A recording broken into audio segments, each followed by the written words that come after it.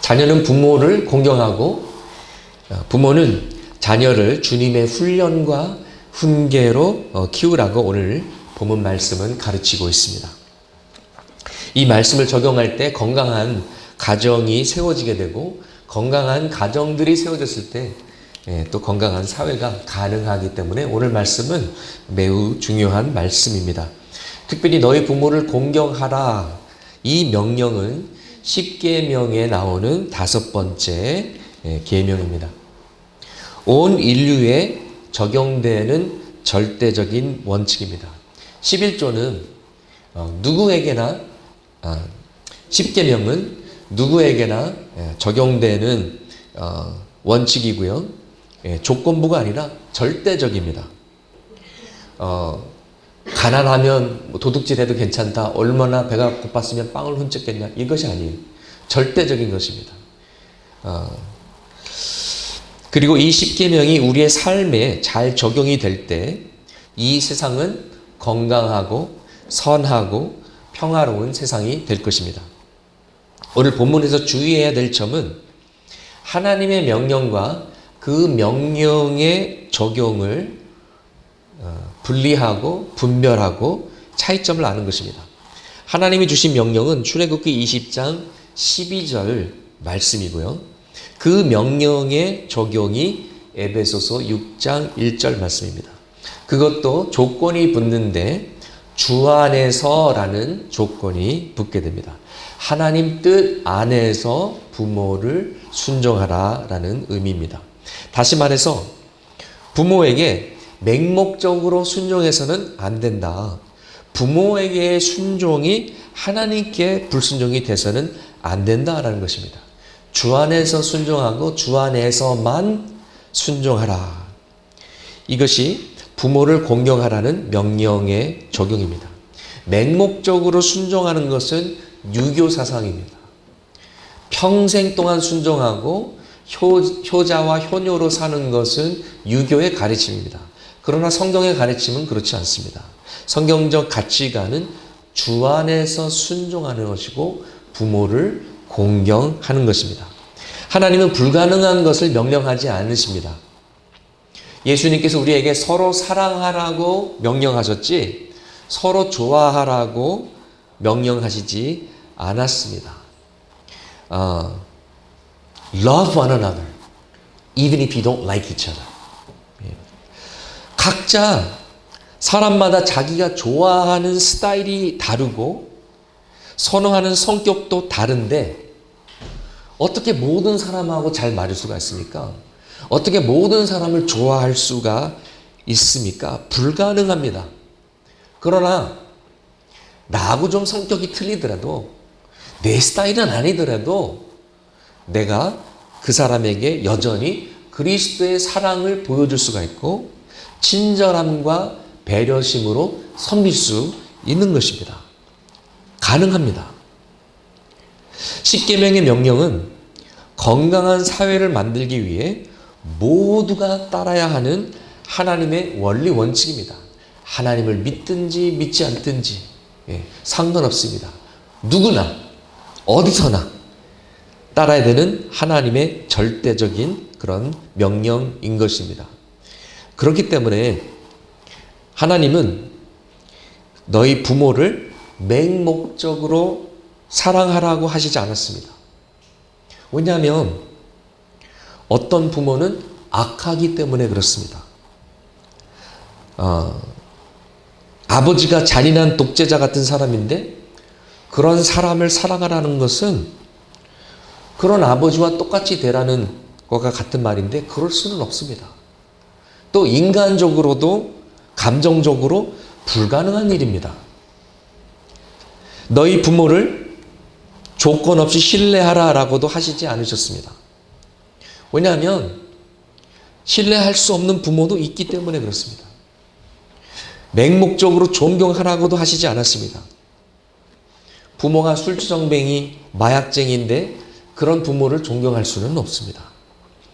조건 없이 순종하라고도 하시지 않으셨습니다. 왜냐하면 순종해야 할 때가 있고 순종하지 말아야 될 때가 있기 때문에 그렇습니다. 그리고 어려서는 부모의 권위 아래에 있지만 성장해서 성인이 되면 부모의 권위에서 벗어나서 집을 떠나가고 독립해야 될 때가 오기 때문에 그렇습니다. 하나님이 명령하신 것은 너희 부모를 공경하라. Honor your parents. 당신이 누구든지 상관이 없고 당신의 부모가 어떤 사람인지 상관없이 당신이 자라온 배경과 환경이 어떻든지 간에 모든 자녀는 모든 부모를 공경해야만 하는 것입니다. 공경심은 윤리적이고 도덕적인 선택입니다. 나의 감정과는 전혀 상관이 없는 일입니다. 부모에게 드려야 하는 최소의 예의인 것입니다. 공경심이란 부모를 향한 공손함, 정중함, 예의와 배려심을 말하는 것입니다. 부모를 공경하는 것은 평생 동안 그분들의 하나님의 최고의 축복을 받기 위해서 기도하고 애쓰고 그분들의 최선의 이익을 위해 헌신하고 힘쓰는 것입니다. 평생 동안. 그리고 이 명령을 우리의 삶에 적용하기 위해서 최대한 주 안에서 사랑하고 최대한 주 안에서 존경하고 최대한 주 안에서 순종하는 것입니다. 하나님의 뜻과 충돌되지 않는 이상 최대한 부모님의 말씀을 많이 들으려고 노력해야 합니다. 다만 하나님의 말씀과 하나님의 뜻이라는 필터로 먼저 걸러내야 되는 것이죠. 이상적인 세상에서는 모든 부모가 사랑의 대상이요, 신뢰의 대상이요, 존경과 순종의 대상이시겠지만 현실은 그렇지가 않습니다. 안타깝게도. 자녀를 자기 마음대로 조정하고 매니플레이트하고 컨트롤하려는 부모도 있고요. 폭력적인 언어와 폭력적인 행동으로 끊임없이 상처를 주는 부모도 있습니다. 자기는 한 번도 틀린 적이 없고 항상 자기가 옳다고 주장하는 고집 부리는 부모도 있고요. 만약 자녀가 부모가 원하지 않는 상대와 결혼하면은 삐지거나 관계를 끊는 부모도 있습니다. 왜 그 직장에 갔니? 이 직장에 가지 않고 왜 그 사업하니? 내가 하라는 거 하지 않고 부모의 말을 듣지 않았을 때 삐지거나 전화를 씹거나 대화를 끊거나 심지어 왕래를 끊고 만나지 않으면서 괴롭히고 벌을 주려는 부모가 있습니다. 그렇게 해서라도 계속해서 컨트롤하고 조절하려고 하는 것이죠. 물론 좋은 부모님도 계십니다. 나의 부모님은 내 삶의 롤 모델이셔. 이 세상에서 누구를 제일 존경하십니까? 에이브라함 링컨이요? 세종대왕이요? 아니요, 저는 저의 부모님을 제일 존경합니다. 제 부모님이 나의 영웅입니다. 너무나 존경스럽고 감사한 부모님들이 계십니다. 여러분의 경우가 그렇다면 여러분은 하나님께 감사를 드려야 됩니다. 여러분은 큰 축복을 받으신 것입니다. 그런데 대부분 우리는 이런 극과 극의 그런 상황이 아니라 플러스 마이너스죠. 애증관계죠. 사랑하지만 때로는 싸울 때도 있고 사랑하지만 좀 아쉬운 부분도 있고 근데 모든 인간관계가 그렇지 않습니까? 병 주고 약 주고 그런 건 아닙니까? 가족들끼리도 그렇죠. 부모님께서 우리에게 사랑을 주셨지만 또 상처도 주셨죠. 뭐 부모님만 그렇습니까? 자녀들인 우리는 안 그렇습니까? 우리가 부모님을 기쁘게 해드린 적도 있지만 슬프게 해드린 적도 있고 실망시킨 적도 있는 것이죠. 하나님께서 요구하시는 것은 좋은 부모를 가졌든지 나쁜 부모를 가졌든지 상관없이 부모를 언제나 공경하라는 것입니다. 조건 없이 공경하라라는 것입니다. 그리고 주 안에서 순종하라는 것입니다. 우리가 그리스도의 사랑을 체험하면 누구라도 용서할 수 있고 누구라도 사랑할 수 있기 때문에 당연히 주 안에서 우리 부모님을 사랑해야만 합니다. 여러분, 순종은 하지만 공경하지 않을 수 있습니다. 부모에게 억지로 순종할 수 있습니다. 엄마가 아이에게 소리를 지릅니다. 너 빨리 가서 공부해. 아이도 소리 지릅니다. 알았어. 문을 쾅 닫고 들어가가지고 공부를 하긴 합니다. 억지로 순종합니다. 그러나 부모에 대한 공손함은 없습니다. 부모가 시키니까 억지로 하지만은 입이 여기까지 나왔어요. 태도가 몹시 불량합니다. 공경하는 것이 아닙니다. 십계명을 어긴 것입니다. 하나님의 말씀은 너희 부모를 공경하라. Honor your parents. 그리고 주 안에서 순종하라라는 것입니다. 그렇기 때문에 그리스도인들은 부모를 무시해서도 안 되고 또 반대로 분별력 없이 맹목적으로 순종해서도 안 되는 것입니다. 효자, 효녀가 되기 위해서 하나님께 불순종해서는 안 되는 것입니다. 이 균형을 잘 지켜야 합니다. 부모가 어떤 분이든지 공경하고 언제나 공손함, 정중함, 예의와 배려심을 잃지 않고 부모님의 건강과 영적인 축복을 위해서 기도하고 가끔씩 홍삼도 좀 사다 드리고 하나님의 최선을 바라는 것입니다.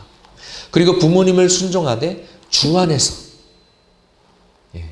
부모님이 이렇게 말씀하시면 어떻게 하시겠습니까?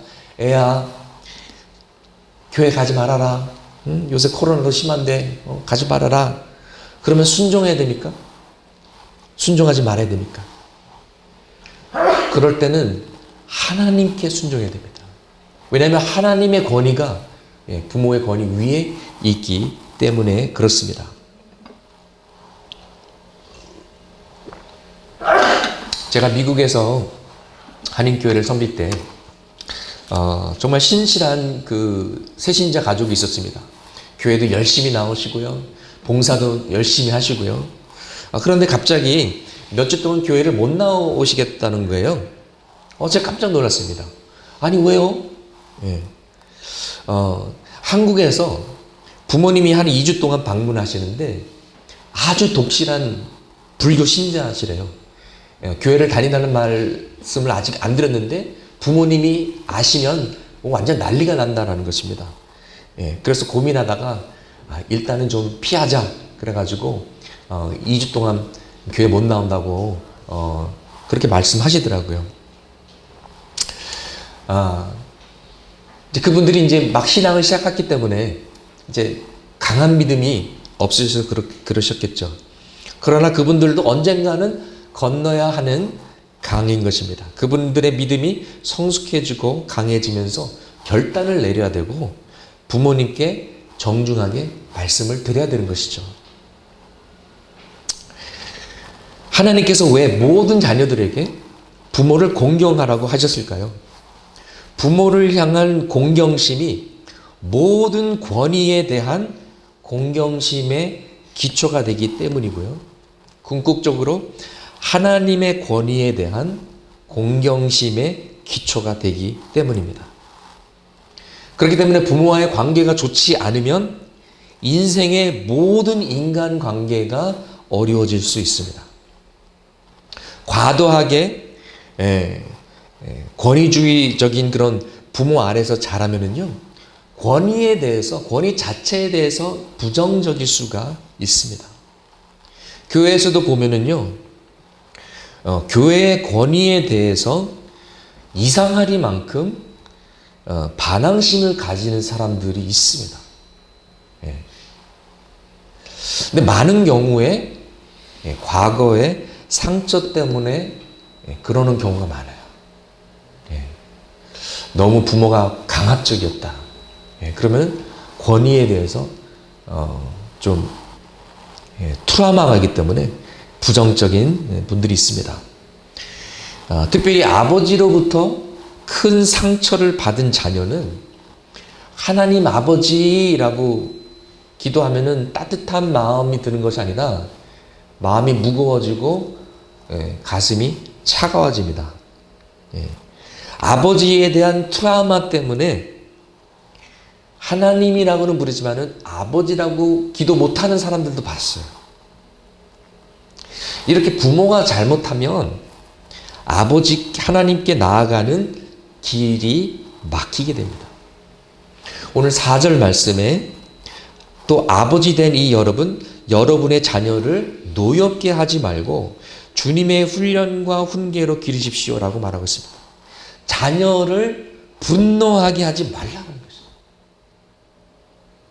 분노하게 하지 말라.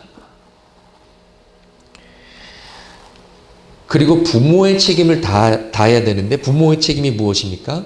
주님의 훈련과 훈계로 자녀를 양육하는 것입니다. 자녀가 부모를 공경하는 것은 부모가 자녀에게 옳고 그름을 가르칠 수 있는 충분한 권위를 가지기 위함입니다. 그 권위가 있어야 자녀들에게 무엇이 옳고 그른지 가르칠 수 있는 것이죠. 부모의 책임은 자녀에게 인생의 가치관을 가르치고 인생을 어떻게 살아야 되는지를 가르치는 것입니다. 부모의 권위 아래서 잘 키워서 성장해서 성인이 되면 부모의 권위 아래서 나가서 독립하게 하는 것이 부모의 역할입니다. 결혼했는데도 아내 말을 듣는 것이 아니라 엄마 말만 듣는 그런 남편이 있으면 그거는 진짜 마마 보이고 성인이 아니고 독립한 게 아니에요.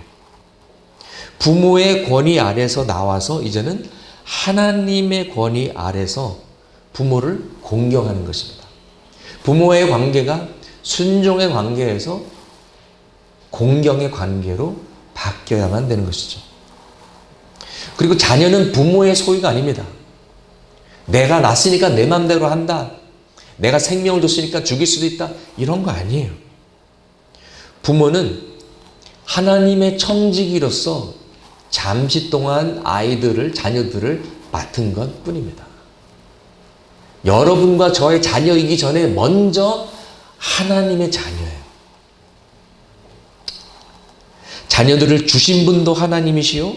잠시 동안 자녀들을 부모의 권위 아래 두게 하신 분도 하나님이십니다.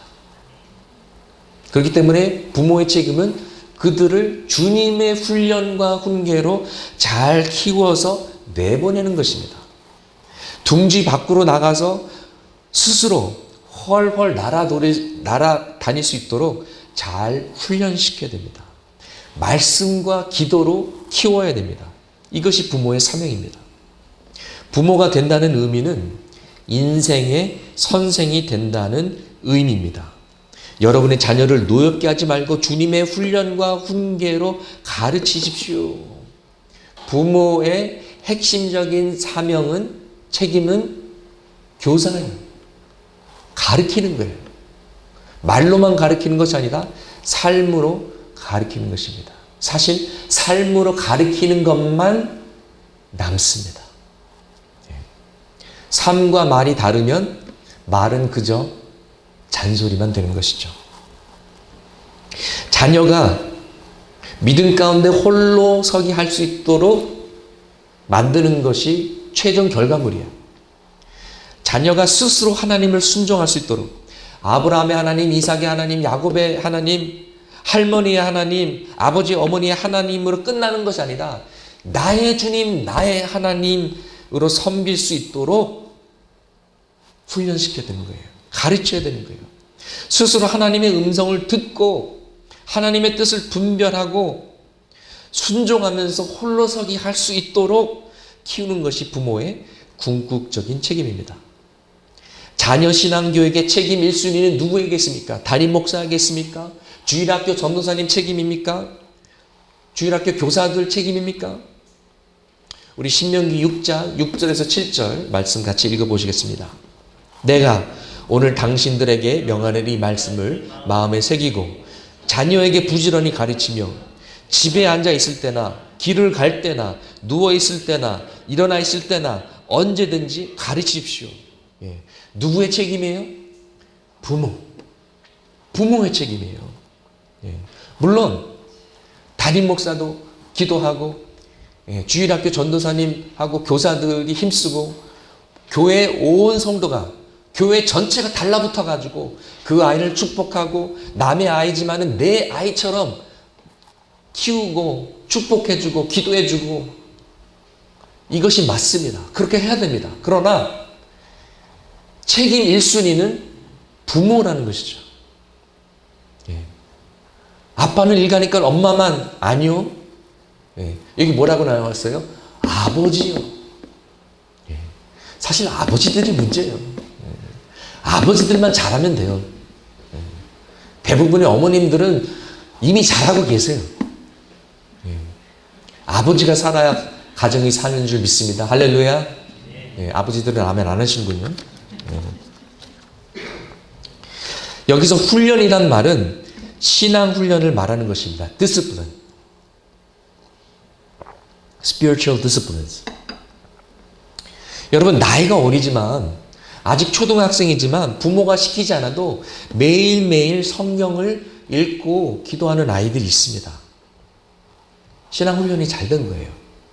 그런데 나이 40, 50이 돼도 매일같이 성경 읽고 기도하는 것이 어려운 분들이 계세요. 훈련의 차이입니다. 아무리 늦게 자도 새벽 2시, 새벽 3시에 자도 새벽 5시에 눈이 떠져서 새벽기도 나오시는 분들이 계세요. 훈련이에요.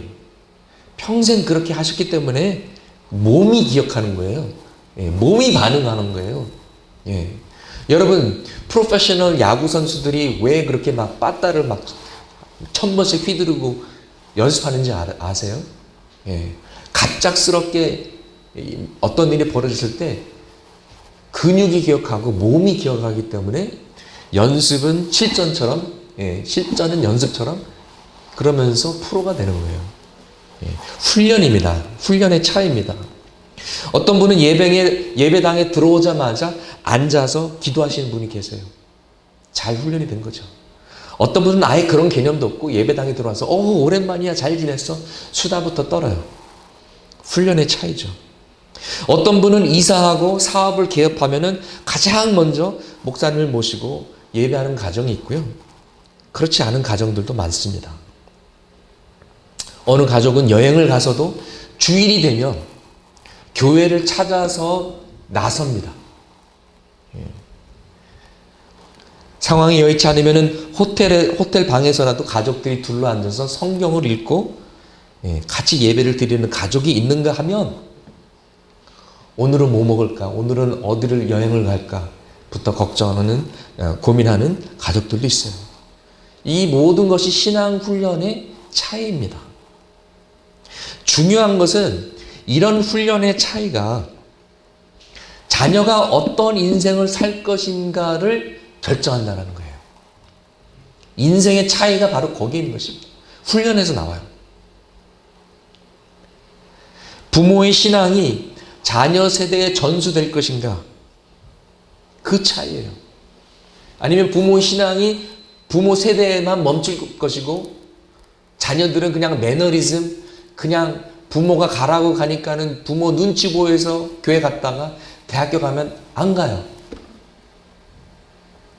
한 통계를 보니까 주일학교 나온 아이들이 성인이 되면은 90%가 교회를 떠난대요.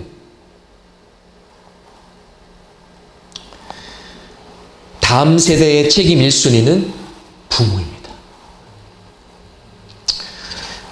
두 번째, 훈계라는 그 단어요. 이 훈계라는 번역은 좀 아쉬운데 영어로는 counsel, 상담하는 것이고 친절하게 설명해 주는 것이고 사랑과 신뢰 관계 속에서 마음을 열고 서로 대화하고 소통하는 것을 말합니다.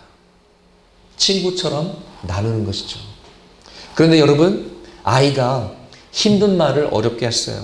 자신의 약점, 자신의 어려움, 비밀스러운 것을 엄마나 아빠한테 마음문을 열고 오픈하고 얘기했어요. 아, 그랬니? 너 참 힘들었겠구나. 공감하고.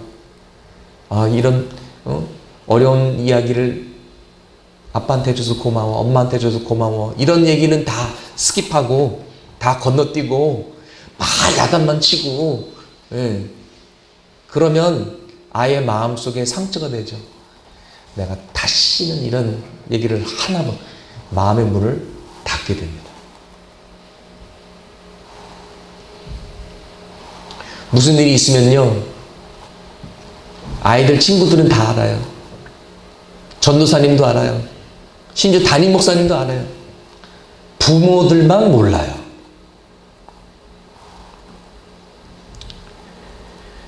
부모가 권위주의로 설명도 없이 규칙만 만들고 엄격하기만 하고 하나라도 룰을 어기면 야단만 칠 것이 아니라 잘 알아듣고 이해하도록 도와줘야 되는 것이죠. Not just teaching what, but also why. 무엇뿐만 아니라 왜도 설명해 줘야 됩니다. 친절하게 설명해 줘야 됩니다. 아이야, 왜 거짓말하면 안 되지? 거짓말하다 들키면은 얻어맞으니까. 아니, 물론 그것도 이유 중에 하겠지만은 주 이유는 아니야. 하나님은 진리이시고 하나님은 진실되기 때문에 우리도 진리를 말해야 되고 진실돼야 되는 거야. 우리는 하나님의 형상대로 지음받았기 때문에 그 형상대로 살아야 돼. 우리는 예수님을 믿기 때문에 예수님을 따라가기 때문에 예수님의 성품을 닮아야 돼. 성령의 열매가 바로 예수님의 성품이야. 이것이 진정한 인성교육, 진정한 성품 교육인 것입니다. 자, 그럼 구체적으로 어떻게 부모를 공경할 수 있을까요? 어떻게 하면은 부모님을 존귀하게 해드릴 수 있을까요? 먼저 그분들에게 중요한 것들을 기억하는 것입니다. 그분들에게 무엇이 중요한 것인가? 또 그분들에게 중요한 날들을 기억하는 것입니다. 부모의 생신 날이나 결혼 기념일 같은 날들을 기억하고 챙겨드리는 거예요. 그 상황에 맞게 대접해 드리는 거예요. 저도 사실 잘 못하는 부분입니다. 저희 어머님이 제 설교 들으시는데 제 마음이 찔리네요. 죄송합니다, 어머님. 두 번째, 부모님의 장점들이 나의 삶 속에서 드러나게 하는 것입니다. 그리고 부모님께 감사 표현을 하는 것이에요. 여러분, 자녀가 상을 받으면 부모가 기쁘고 자녀가 금메달을 따면 부모가 영광을 받습니다. 성인 자녀가 존경을 받으면 부모도 존경을 받습니다. 야, 참 아이들 잘 키우셨습니다. 자녀들 이렇게 훌륭하게 키우시느라고 애쓰셨습니다. 우리 주일학교 아이들은 참 예쁘고 똑똑하고 너무 귀여운데요. 그 중에서도 특별히 인사를 잘하는 아이들이 있습니다. 네. 홍빈이, 지훈이, 도현이, 윤지, 얼마나 인사들을 잘하는지 몰라요. 그리고 우리 어린 은유가 먹당님 배꼽 인사하는 걸 보면은 얼마나 기특하고 참 가정교육을 잘 받았구나 이런 생각이 듭니다. 엄마가 누구니? 아빠가 누구니? 이런 생각이 듭니다. 여러분이 부모님께 받은 것들 중에서 좋은 것들, 탤런트, 은사, 장점 이런 것들이 있으면 감사 표현하세요. 엄마, 난 엄마를 닮아서 예쁘고 머리도 좋은 것 같아. 고마워. 아빠, 어렸을 때 우리 막 등산 많이 다니고 캠핑도 많이 갔는데 그때 배웠던 것들이 지금도 인생에 도움이 돼. 표현하세요. 감사하세요. 세 번째로 부모의 잘못과 허물을 용서하세요. 제 자신을 생각했을 때 참 저는 많이 부족한 아버지였습니다. 그래서 제 아들과 딸에게 참 미안해요. 그런데 저도 부모는 처음이라, 저도 부모는 처음이었거든요. 근데 정말 후회되는 일이 많아요. 그때 내가 너무 좀 심하게 야단쳤지. 이 아이의 길을 그냥 팍 죽여버렸구나. 지금도 가끔 생각하면 괴롭습니다. 타임머신 타고 돌아가면은 다시 하고 싶어요. 내가 그때 왜 그랬을까? 그때 내가 조금만 더 좀 참고 조금만 더 친절할 수 있었을 텐데, 내가 그때 더 잘할 수 있었을 텐데, 난 정말 나쁜 아빠야. 또 부모님을 생각할 때 난 정말 불효자야, 이런 생각이 듭니다. 부모도 자녀에게 용서를 구해야겠지만 우리도 우리 부모의 실수와 죄를 용서해야만 자유할 수가 있습니다.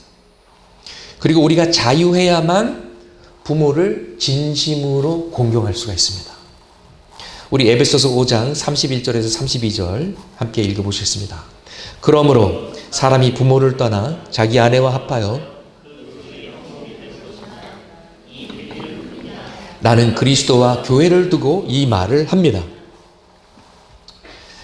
남편과 아내가 연합해서 1 plus 1 equals 1, 둘이 하나가 되는 이 연합의 비밀, 이 신비스러운 것.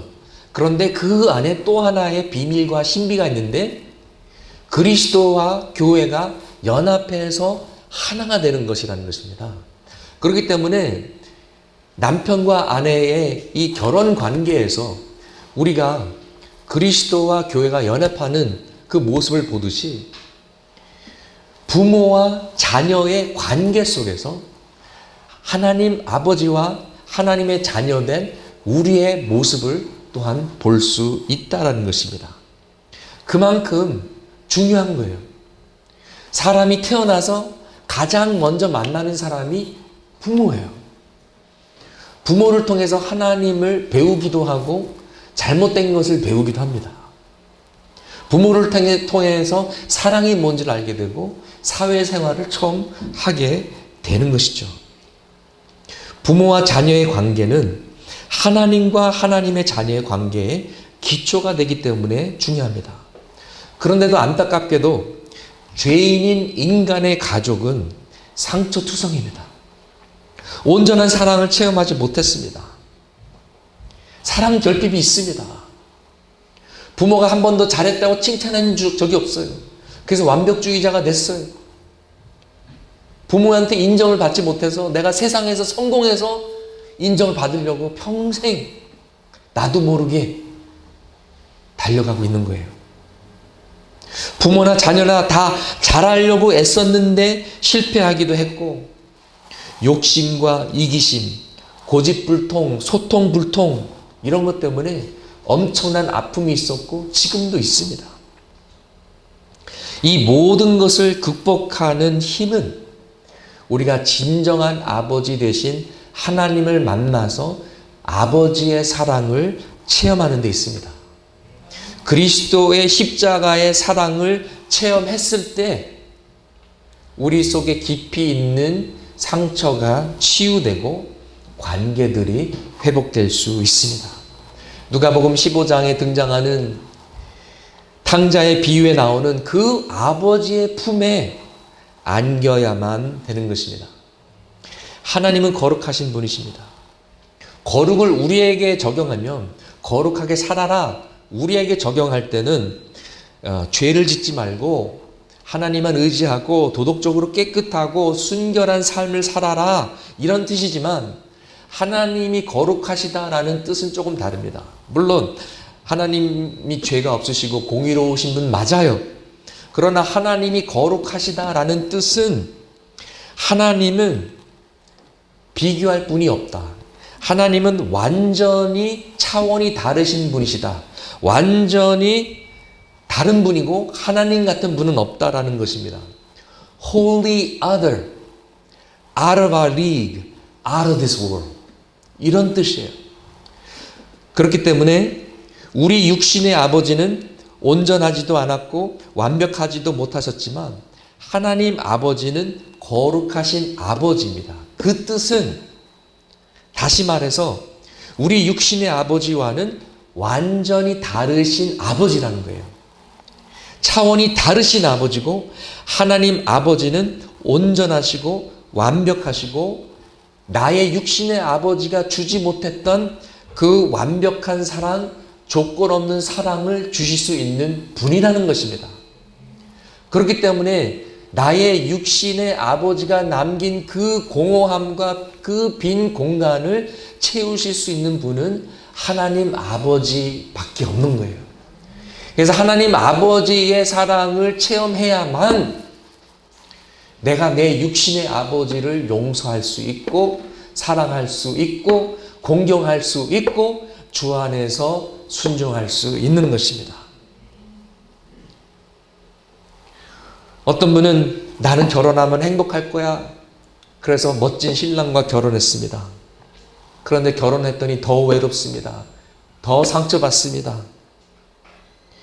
하나님께서 여러분의 거룩한 남편이 되셔서 그 빈자리를 채워주실 것입니다.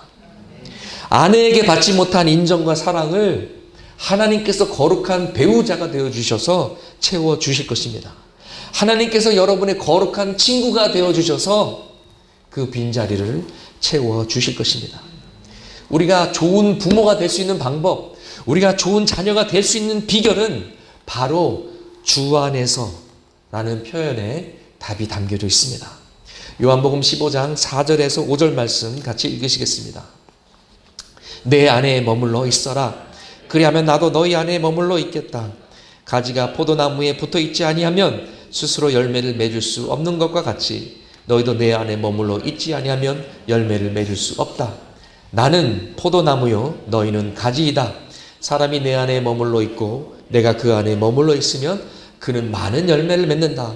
너희는 나를 떠나서는 아무것도 할 수 없다.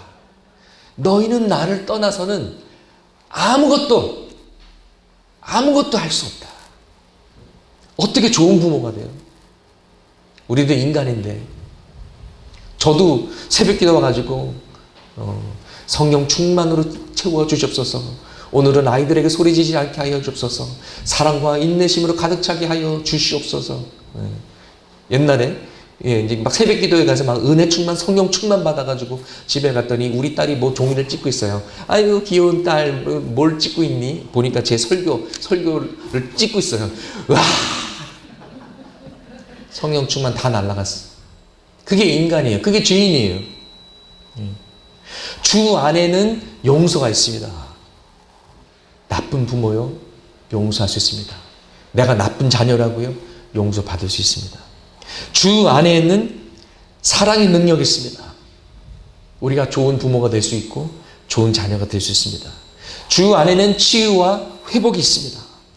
성령 하나님께서 상한 마음을 치유하시고 위로해 주실 것입니다. 주 안에서 거룩하신 아버지, 진정한 아버지의 사랑이 있습니다.